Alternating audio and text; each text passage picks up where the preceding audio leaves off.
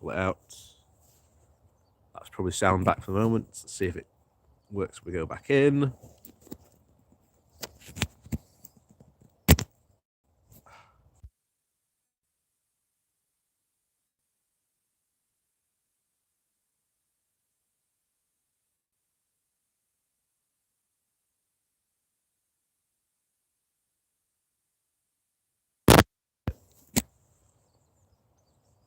I do not know what the problem is.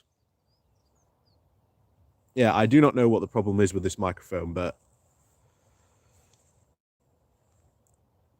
yeah, that's so annoying. That's so annoying. Anyway, hold on a second, because today,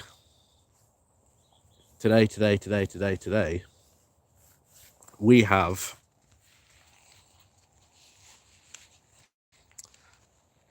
the backup in place. So today we might get to try out this. In fact, we're gonna get it out.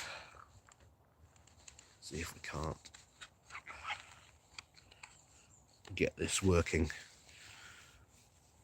So you'll excuse me while we just sort out some technical issues.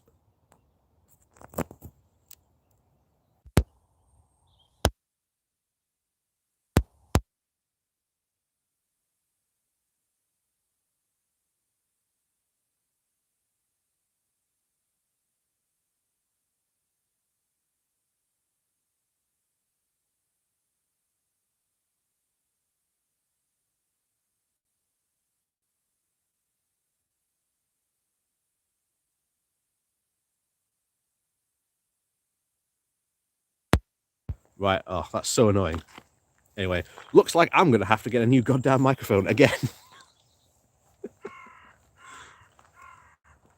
That's so annoying. Although I don't know, it might be that the phone case is stopping this this connector from connecting, because it didn't seem to go able to fit in all the way. That's annoying. Oh, that's so annoying, but oh well. We live and learn. Luckily, it's not that windy a day today, so we will be able to get a decent sound from the phone microphone today. But I'm probably going to have to order another shotgun microphone.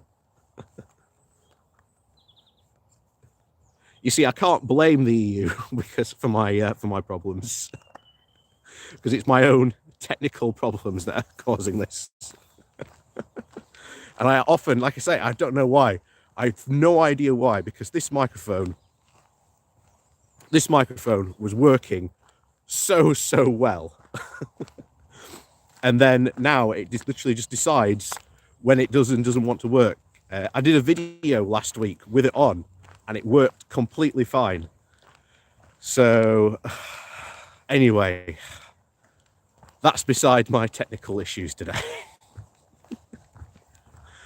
Anyway, are we all doing well this morning? Are we all well? Like I say, as you can see, it's a nice sunny morning here in Barnsley. I think someone said they were in Benidorm, or was that Dorset? I didn't see.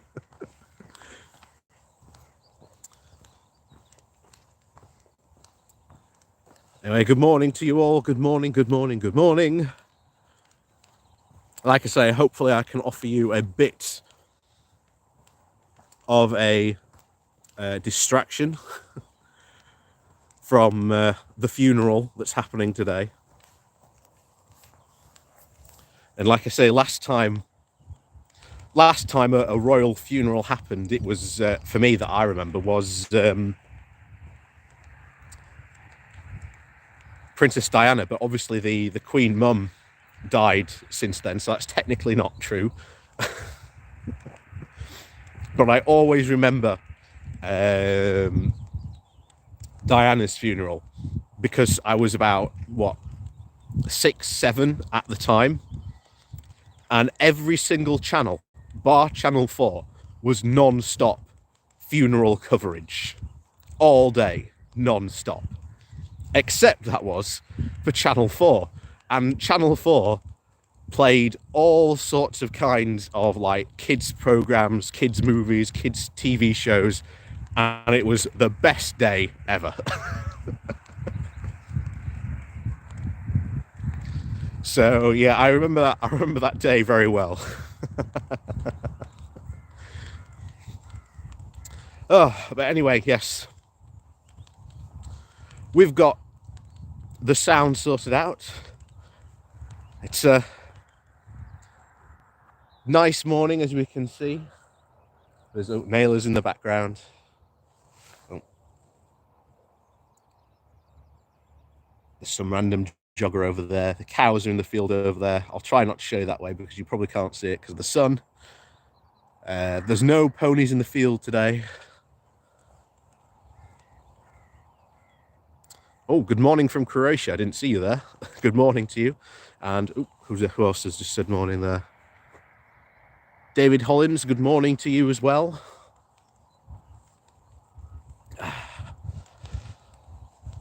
Yep, so welcome one and all to the Good Morning Walk. Hopefully with some ponies for all of you who join just for the ponies. Oh, bonjour from Lyon. Good morning to you. I was back in Lyon in 2019. Very nice city, very nice. I was at the JCI conference at the university there in Lyon. Lots of scooters, which I still don't understand why we haven't brought those over to the UK.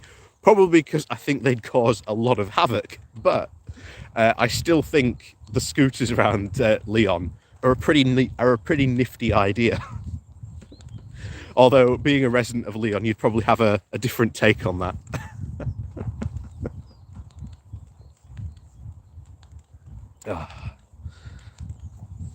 No frost. There is a bit of frost in the shade, but most of it's gone. I thought for a second then, I thought you said for a second like David Frost had, or Lord Frost had quit his position then. I thought, I hadn't heard that. What happened there? I've missed that. Oh.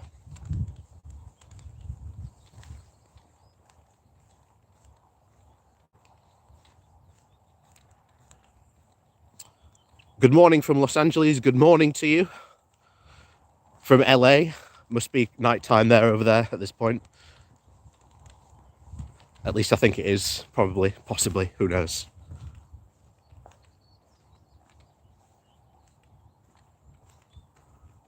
Good morning to me. Nice morning for a walk. It is a nice morning for the walk. How's the latest polling? Not looking good for Labour in Hartlepool, I'll tell you that.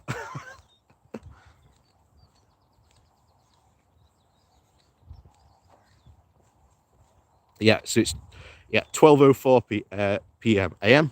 Yeah, AM, yeah. There we go.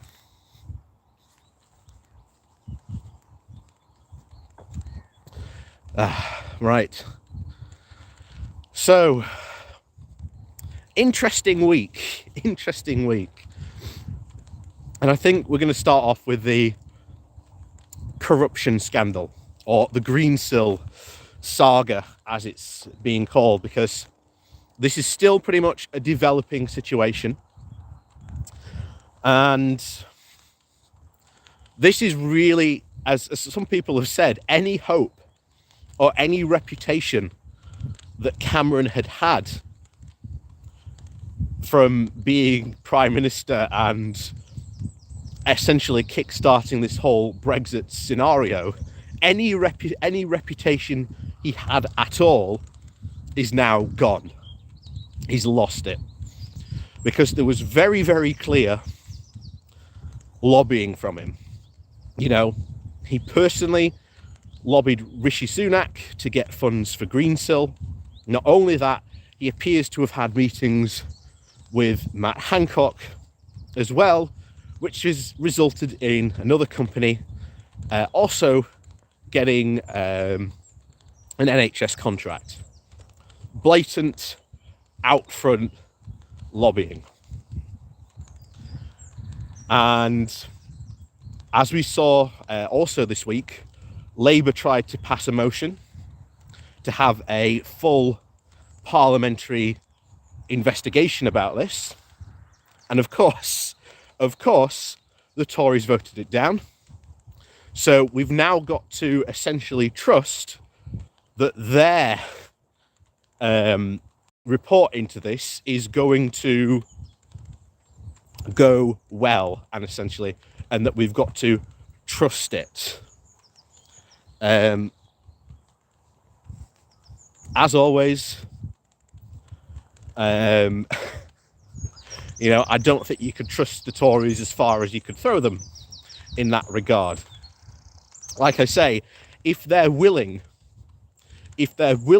to lie about the race relations report that came out, to a point where you've had people go, yeah, they didn't even consult me when they said they did, that they've lied and manipulated figures, numbers and statistics from certain individuals and organizations, then what hope do we have that they're going to be honest about their former leader being involved in a corruption scandal? The only advantage to this for us is that this is absolutely fantastic ammunition for the next general election. And I'm sorry if you're trying to talk to me or anything like that.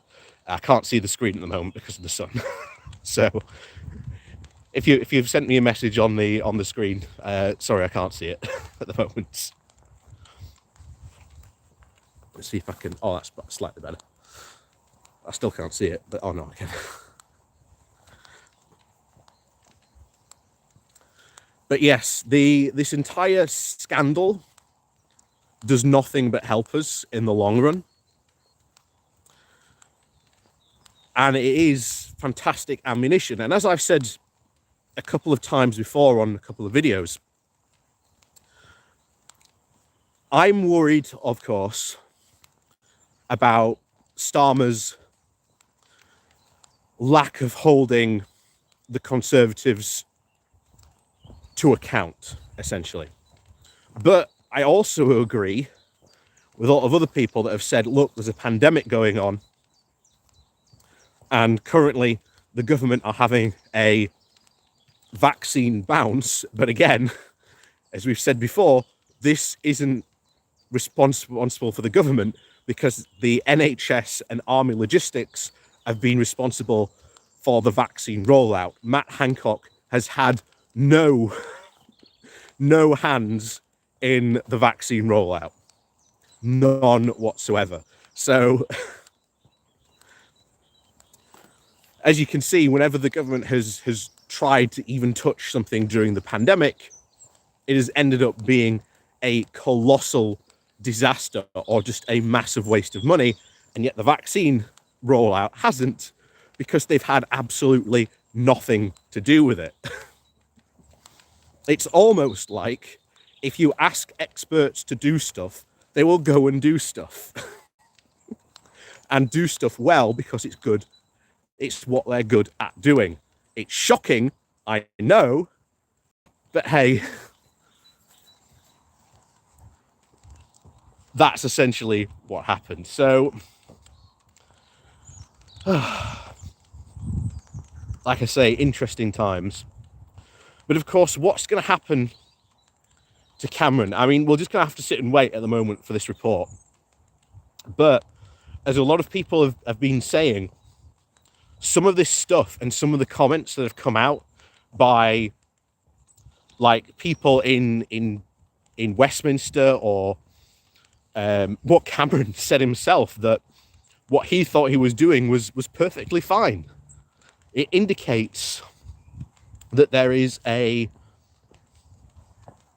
structural problem in corruption, and that if they're not seeing a problem in what they're doing, then it does obviously indicate a very significant problem going on at Westminster and indeed Whitehall about a potential huge corruption scandal. And it is not shocking at all that this has happened under the Tory watch. It does not surprise me at all. Should not surprise anyone, essentially, that this has happened. Because there's one thing that the Tories are known for, and that is corruption. Like I say, it's what eventually brought down John Major's government because they were just swimming in sleaze. And it's very much likely this will be what brings down Boris's government as well, potentially. And like I say, as always, we've got to wait. And the next general election is all about getting the Tories out. And as I've said before, the only way we can do that is if we vote Labour. So I know there's a lot of people who love to talk about the potential of an electoral alliance. And while I do agree that is very much a possibility, we cannot let what happened in 2019 happen, because all the people who were like, oh my God, we need to have an electoral alliance. We need to have an electoral alliance. Yeah. Let's do it. The problem was that the grassroots decided we're going to do this, but then the leadership decided, no, we're not going to do this. And it's predominantly the fault of the then at the time Liberal Democrats leader, because she could not, or just did not want to step aside. And that's the truth, you know. And it's even from a fact of, if you take the standing of European parliaments, you know, the smaller party does not get to dictate the fact that they're the leader. And yet the Liberal Democrats were obsessed with, if we join in this alliance, then she's instantly the leader. No ifs, ands, or buts. That's it. She's the leader. And it's like, that's not how it happens. Nope.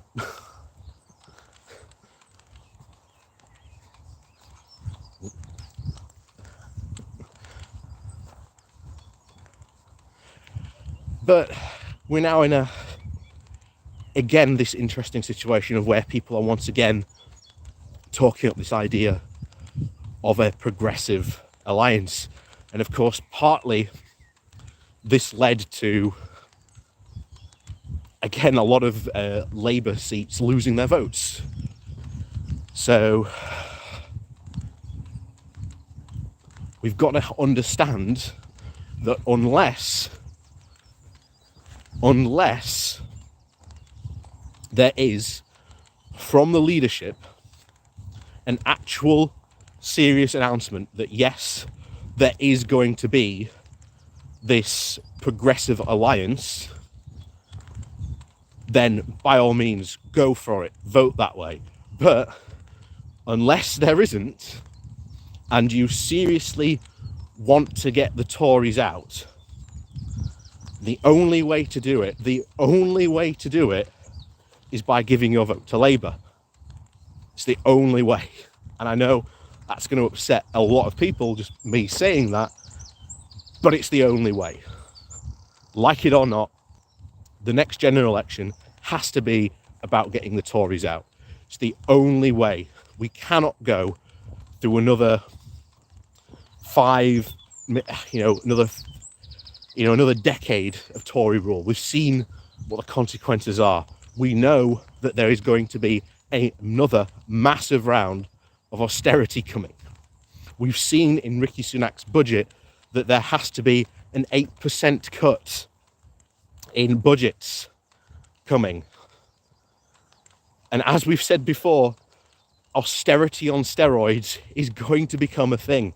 This is why I look across the sea at the moment and I look at the stuff that Joe Biden's doing. And yeah, some of it is not exactly what he promised, but you know what? It's a damn sight better than just saying, well, we're going to cut budgets, we're not going to do this, we're not going to do this. You know?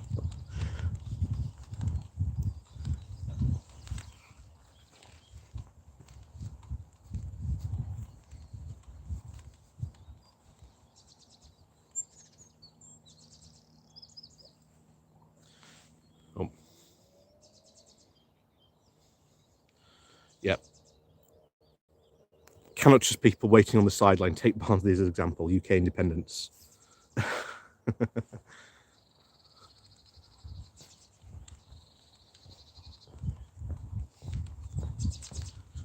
It's, and like I say, that's the bizarre situation we are in,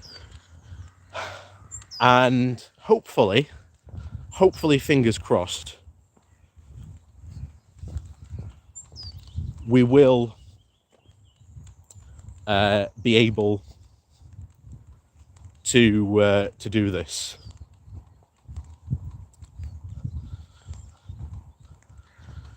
Because like you've seen like in people in Hartlepool, like you've got the Northern Independence Party voting, and it's like, yeah, nice try, but you're not going to succeed.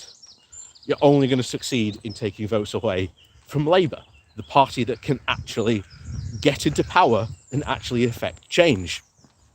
This is the other reason why we've got another good reason to celebrate, because Momentum have voted that they are now going to put forward proportional representation as a way from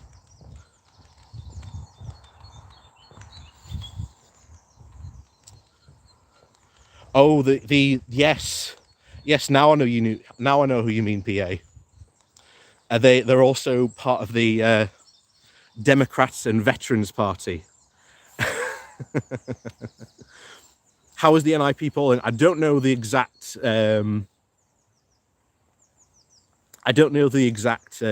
numbers for them at the moment, but again, they're not polling well. I think they're again around about 2%.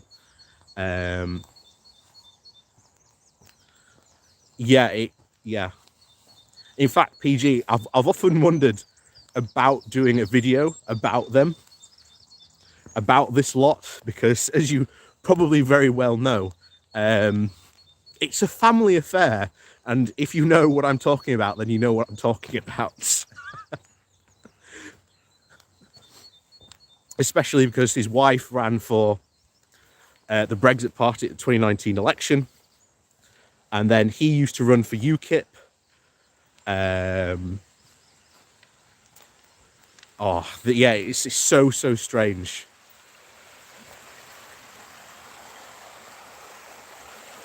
Yeah, there's such a strange group and bunch of people, and I'm being very careful because I know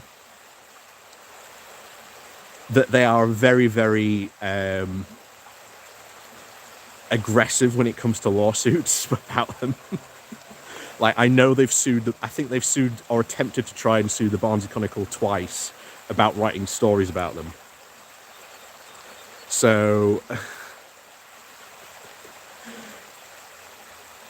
yeah, it's a bit of a damp squib situation. That's why I'm very, very careful about talking about them, because they've got a bit of a litigious streak to them.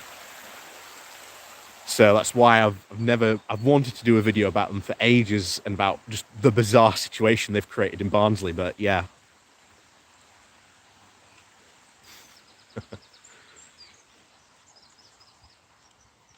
Like I say, PA, if you want to, I'd encourage you to, if you do know lots about them, then, write a blog or start your own channel and talk about them. But yeah, be careful about it, because they are quite litigious about it. So, and as someone's just pointed out, the corruption laws, or the anti-corruption laws in the UK, haven't been strong enough to stop to stop Cameron. And even Cameron, when he passed his own laws, proved to be, ineffective.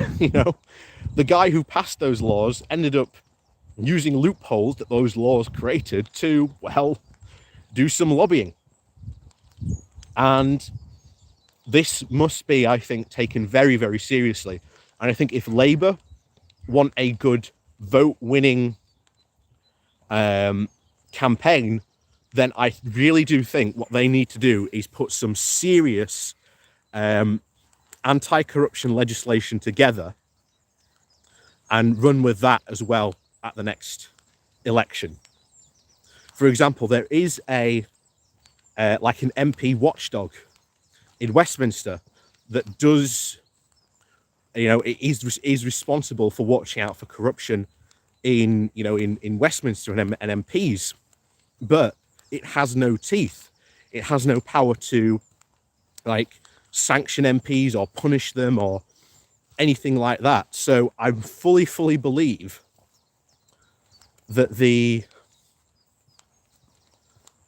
that if they go with that and actually make some serious like anti-corruption laws, I do think that will be a serious vote winner.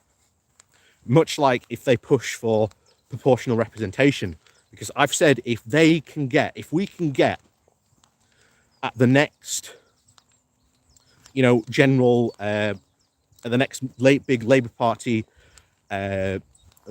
conference, if we can get Labour to actually support proportional representation and to actually put forward serious proportional representation, like a serious PR system, not AV, because as we've discussed before, yes, we had a referendum to see if we wanted to switch to the AV system, but as many people have described it before, it is nothing more better, essentially, than the first past the post equivalent of PR, of PR, essentially.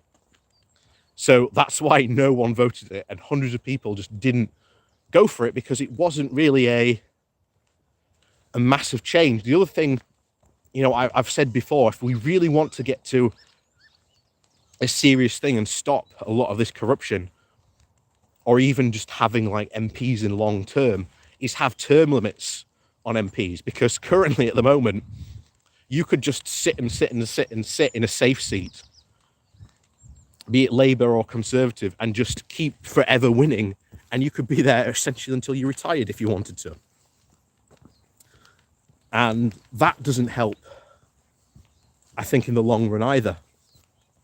I think eventually what you need is to really have, like I say, these term limits in, which would help massively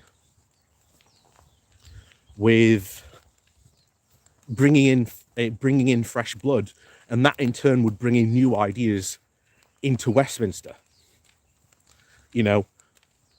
And again, I don't know how you would set out the term limits. Maybe you'd say, well, you can only do like 2 terms in Parliament, and then you can't, I don't know, sit again for like another 4 terms or something like that. Then at least there's like a good rotation then of getting new people into Parliament, and different new fresh ideas, rather than just the same people over and over again. Also, this would also help Labour and probably the Conservatives as well, because one of the big things that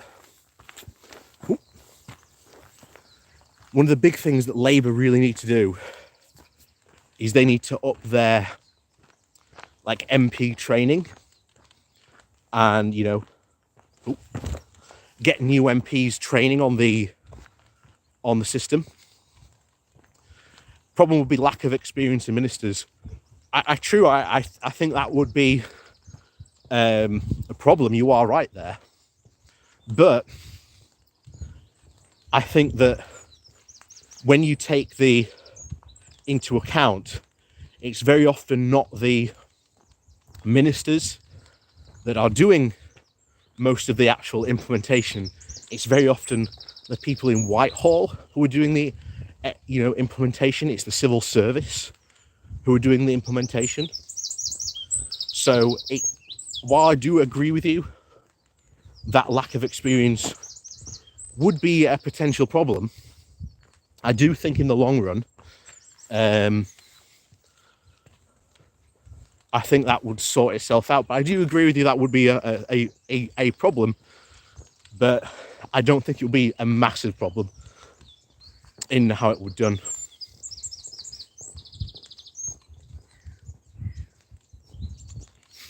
What would the Eton alumni do? Well, they probably wouldn't get in as often. That would be the first thing.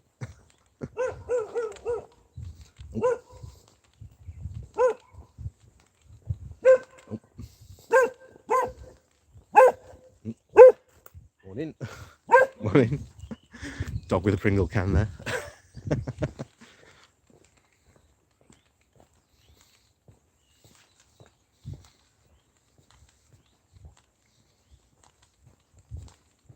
I mean, yeah, well, that's the thing, Helen. We do have, that is one thing we actually do have. We do have a very, very good civil service. And their number one cardinal rule is please don't politicize us. And, you know, they themselves, on their oaths, are not allowed to take,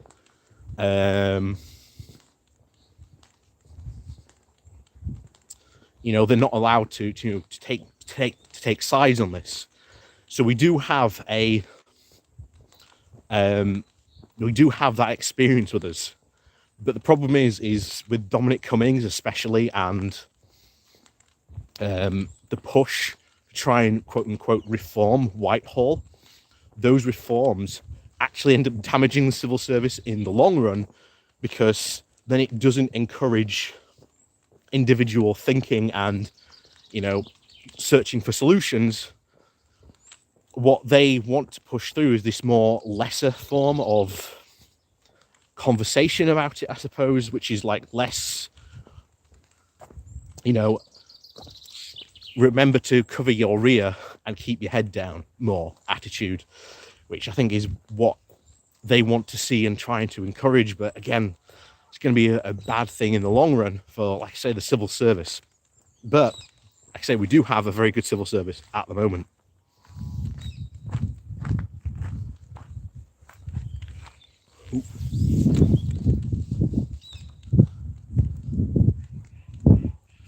So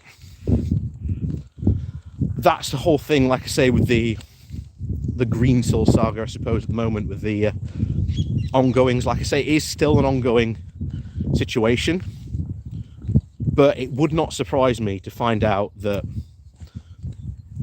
there is a lot more corruption going on, because if you remember right at the start of the year, there were a lot of journalists tweeting using the hashtag of Tory scandals yet to come. So so there is potentially a lot of journalists out there who are doing their due diligence and looking into what's going on, and I think that could be very interesting. I think very quickly.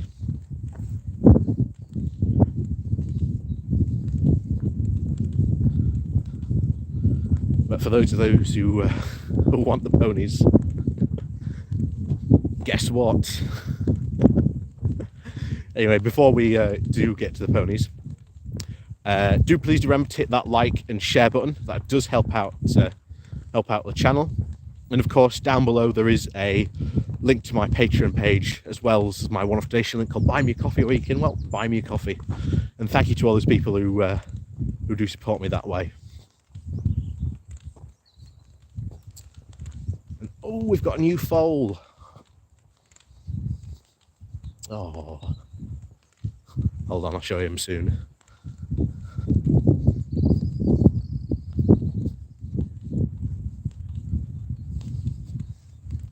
Here he is.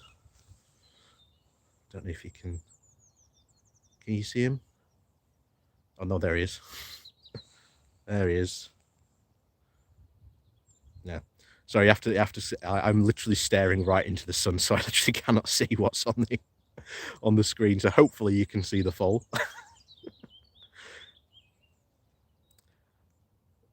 So there you go. There's your there's your pony action for the day. But yeah, that's a new one. I think there's, where is the other one? I think there's one, I think we've passed one somewhere. And then there's one, I don't know if you can see him with the sun. Where is he? Where is he? There he is. You can see him, he's there.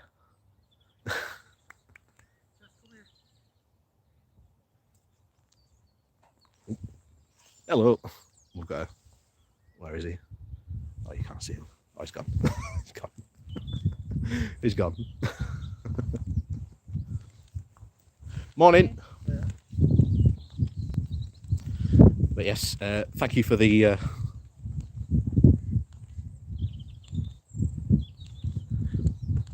thank you for the donation there. Hang on, who said that? Yes, Helen. Thank you, Helen, for the £5 there. And Yumika, thank you. Enjoy my coffee. Thank you. Don't worry, I will. Like I say, thank you very much for the support, both of you there. It's very, very much appreciated.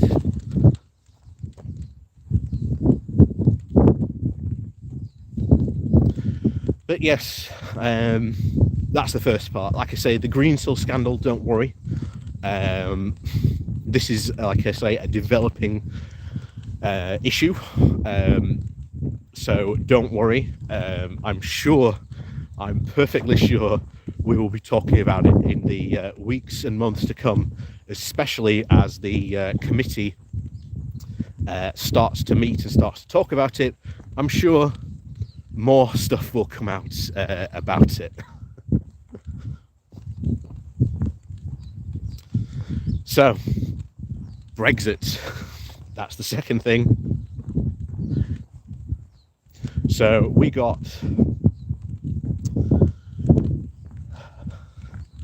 So we've covered green sill, and now we're going to talk about Brexit, because once again, Brexit's not turning out well.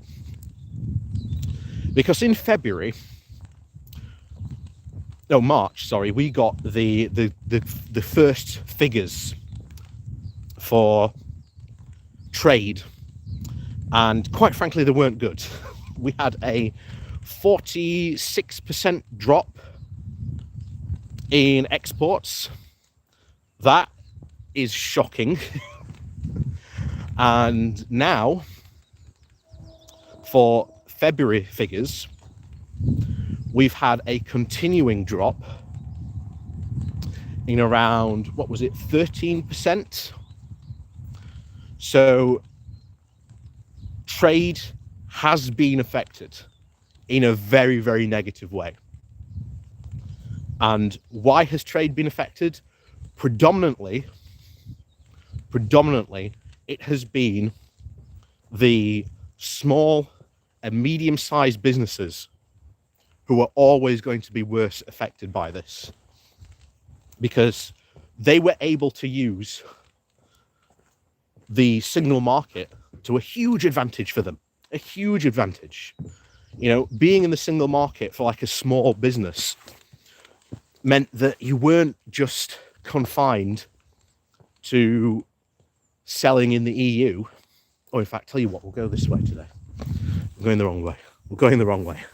We'll go back this way. Because, sorry about that, I was on a roll there. And we'll go back this way. I'll go through the trees. I think it'll be easier. We've got some shade then, so I'll be able to read your comments as well.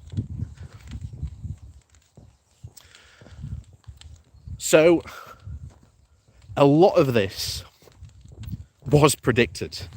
I mean, I think you all saw the tweet that was being shown around last week.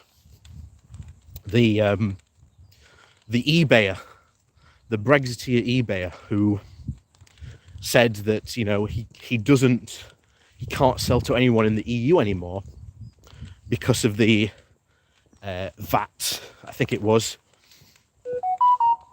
And this is, as I'm sure many of you were, laughing at this, because his opening comment was, oh, I thought we were,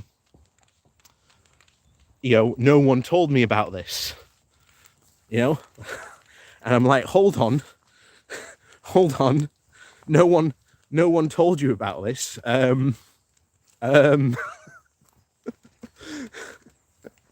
You know, what have people been, like me, doing this for so long? We've literally been telling Brexiteers and asking them, hey, how are you going to solve this problem that Brexit is going to create?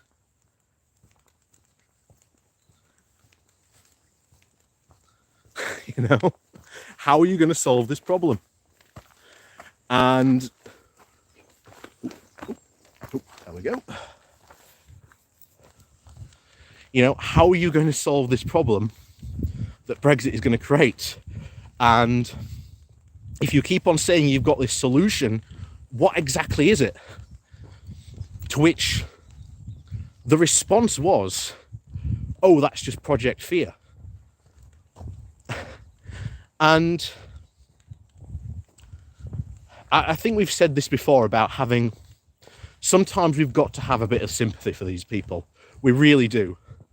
Even though, we've said this before, the Brexiteers brought it on themselves. There is now an incredibly hard-right Brexiteer government in charge, overseeing the very Brexit that apparently they wanted and then have now decided that they don't want. So we're in a strange, wonderful situation. I mean, even, the situation in Northern Ireland is a perfect example.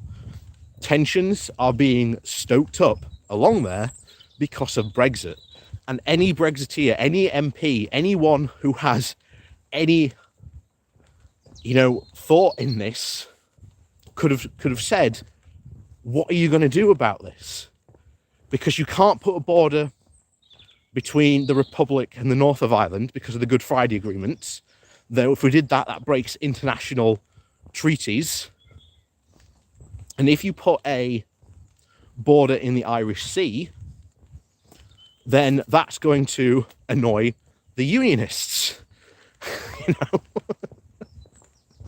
And as we've all been saying, Brexit's going to cause problems.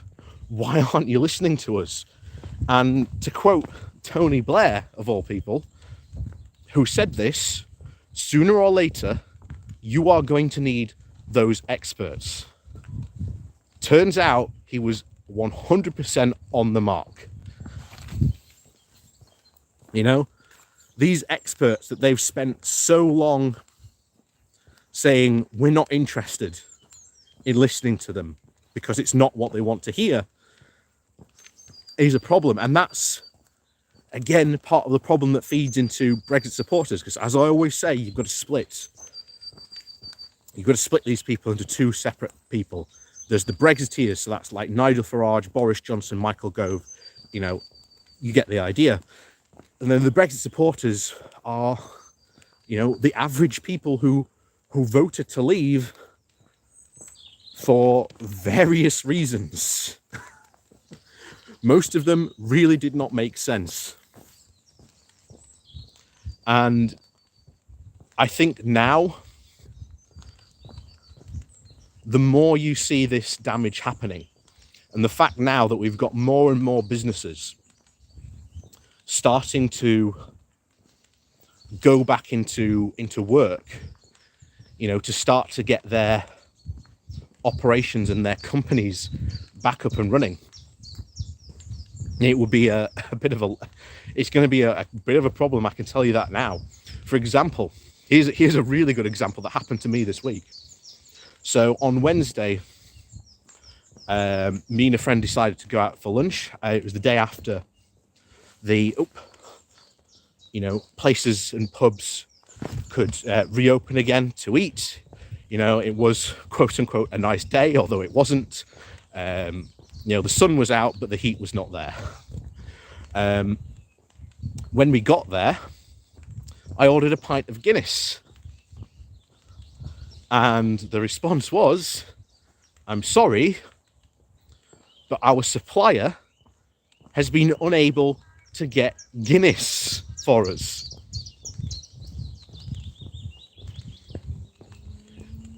That to me, on the back of that says very simply, we could not get any Guinness, or our supplier could not get any Guinness to us because of Brexit. And yet, this isn't something new. All the suppliers have been aware of the situation, and we've brought up this before, the fact that, you know, UK food and drink is going to be a problem. Now, I would not be surprised if in, you know, the coming future, we start to see more brands that we are, shall we say, far more familiar with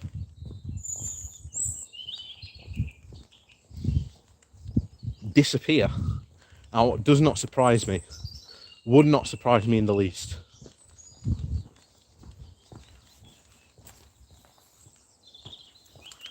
But yeah, I just found that really interesting, how he said that, and I thought, yeah, that wouldn't surprise me if that had something to do with Brexit.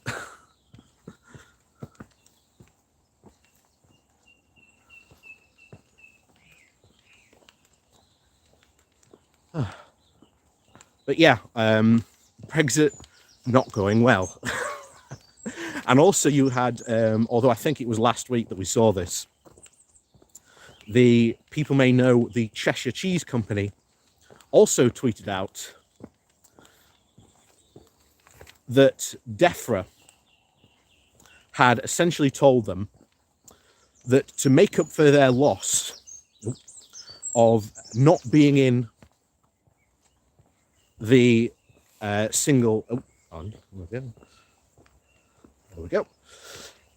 make up for their loss of not being able to sell into Europe anymore,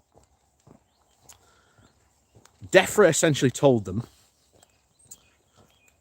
that essentially what they needed to do was that they needed to make opportunities of a new trade agreement with Canada. So the Cheshire Cheese Company thought, okay, we'll have a look at Canada. And what does it turn out? The Cheshire Cheese Company looked into sending their cheese over to Canada. And it turns out, surprise, surprise, as we've said all along,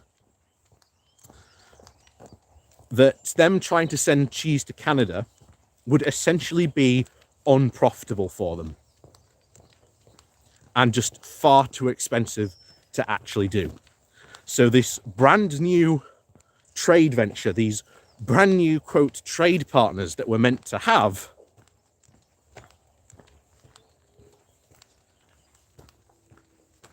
you know, it's too expensive. We could have said that right from the start, and we were telling people about this, because in a video years and years ago I made about like Trade 101, you know, it costs money to move stuff. And I know that sounds not like a revelation to people, but it really does cost money to move stuff. And the shorter distance you have to move stuff, the cheaper it is. You know, if I was sending something from Barnsley to Sheffield, yes, it would still cost me to send it, but it would not be ludicrously expensive. Again, if I was sending stuff from Barnsley to London, again, would still cost me, but it would not be ludicrously expensive. Well, thank you very much, Minnie. Coffee and a nice weekend to you all and the commenters here. Thank you very much for the support there. Like I say, as always, very much appreciated. the second I start trying to send stuff out of the country, that's where it starts to get more expensive. And the advantage of being in the single market and customs union was that there were no checks, no border controls, didn't have to fill out long, complicated certification forms, rules of origin, all this stuff that normally complicates international trade, we didn't have to do. And even better, because we've got really good transport links with the EU, thanks to, again, multiple ferries, and of course the Eurotunnel as well. Oh, thank you very much, John, for the €3 there. Thank you very much for the support. And because we've got those really good transport links, it was really easy to just think of the single market as essentially an extension of the UK's market. And that's what hundreds, if not thousands, of small to medium British businesses took advantage of for all these years, to be able to do that. And now that's gone. And if people think that somehow trade with Canada or trade with like New Zealand or Australia is going to somehow replace the trade that we've lost from the EU, think again. Because as that tweet from the Cheshire Cheese Company shows, it's a long way to Canada. It's a very long way to Canada. And the only real good route you can use if you want to send a large volume of goods, which is again what they wanted to send with their cheese, would be by ship. Now, I think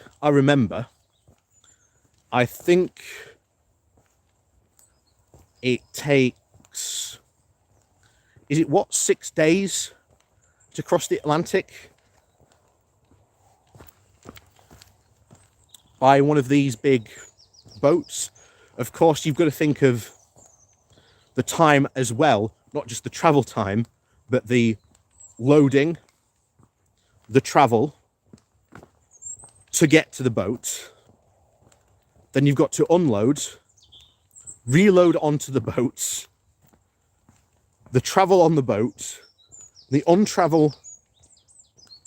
unpacking of the boat, the travel then to a distribution centre, and then the distribution centre then distributes to the markets where it's then sold. All that movement costs money, paperwork, and time that a lot of small businesses do not have. Oh, Yumika, thank you again for the €5. For how long the media and Tories will be able to hide or forge stats about businesses incoming to the UK?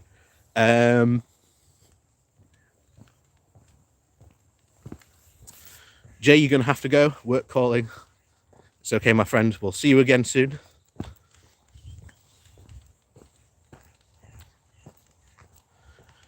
It's going to be very interesting to see how long they can fudge those numbers. I do agree with you on there. I don't think they'll be able to do it for very long, because there are already businesses saying about this, about how these new rules are screwing them over. And there's one thing that's very, very interesting. At the moment, the Tory parliamentary party is controlled by free market fundamentalists who do not care about British business. But the Tories always like to claim they are the party of British business. And sooner or later, when enough of these businesses, even David Cameron's wife has openly complained about these new rules that they have to follow, sooner or later, these British businesses are going to start kicking and screaming and saying, we want back in the single market and customs union. It is far better for us to be in there. And just like the forces that drove us to join, you know, at the time, the European Common Market, as it was called at the time, precursor to the EU, we will end up joining again. And like I say, do not be surprised when some of these calls start coming from the Tory party. Not the parliamentary party, the non-parliamentary party. Because as we've said before, a lot of the more moderate Tories, a lot of the more, not the free market fundamentally types, but the more central leaning Tories were always about, we are okay with regulation and we are okay with being in the single market and customs union. So do not be surprised when you start to hear those calls, because this will cause an almighty bust up in the Tory party. The seeds for so many Tory infighting moments have already been planted.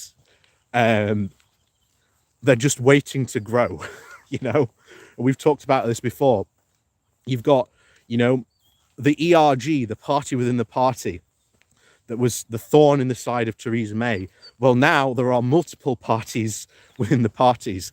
There's the ERG, the Northern Research Group, the COVID Recovery Group, the woke and whatever group that they're called. These parties, groups, are at odds with each other.